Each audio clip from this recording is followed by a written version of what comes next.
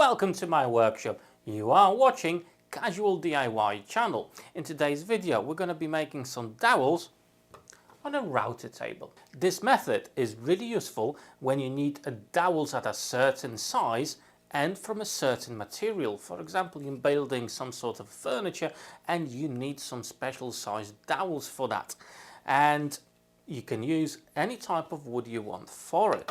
To do that, we're going to be using round over router bits. Depending on the size of your router bit, you will get different sizes of dowels, which is quite obvious. So, for example, if you want to have a dowel that's 1/2 inch, you need a router bit that's 1/4. And in the same fashion, if you want a dowel that's 1 inch, you're going to need a router bit that's 1/2 inch. So basically, if you need a specific sized dowel, as I said, for example, a 1 inch, you divide that by 2. And obviously the other way around, if you've got a certain sized router bit, you just multiply it by 2. And that's the size of your dowel that you're going to get with this method. Now, when I've selected the sizes of the router bits, I need to prepare the wood for them. So for example, the 1/2 inch, I need to have a stock that's 1 inch by 1 inch. So they need to be all squared out. And that's what I'm going to do on my table saw right now.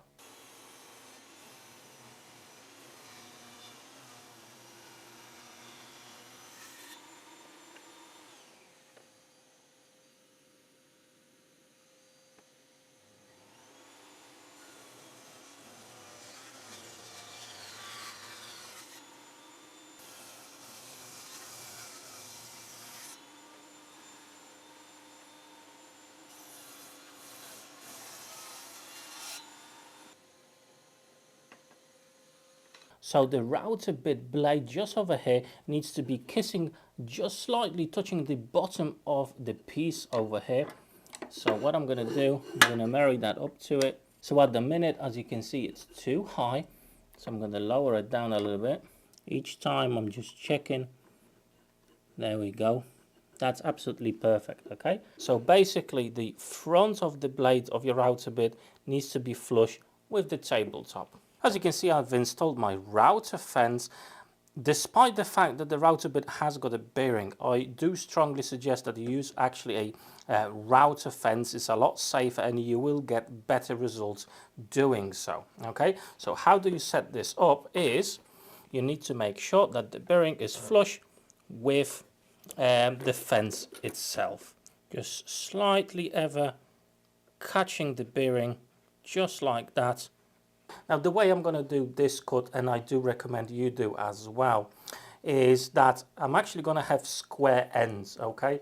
Ends of this block will remain as they are, is the dowel will be created in the middle. I think it's just the safest way, and you've got something always to reference on the fence itself, so you don't have an issue where the dowel will actually run on you and you know it's going to ruin your work. So that's the way I'm going to do it, and let's crack on with it.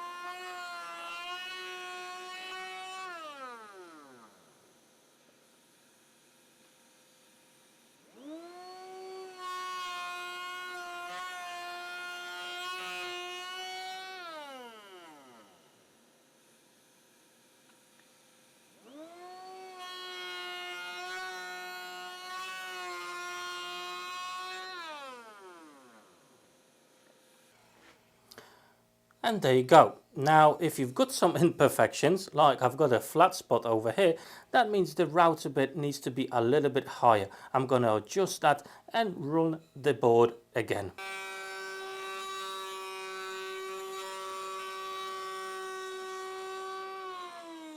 And now I've got absolutely no flat spots. Perfect dowel, as you can see. Okay, so sometimes you just need to fine tune the height of your router bit but it's easy enough. Obviously, the router bit will not give you an absolutely perfect surface unless you've got a really good router bit, but usually you will need a bit of sanding to get this nice and smooth. Okay, let's do another one, the 1/2 inch dowel. This time I'm going to leave the square only at the end of the piece and the front will be rounded off.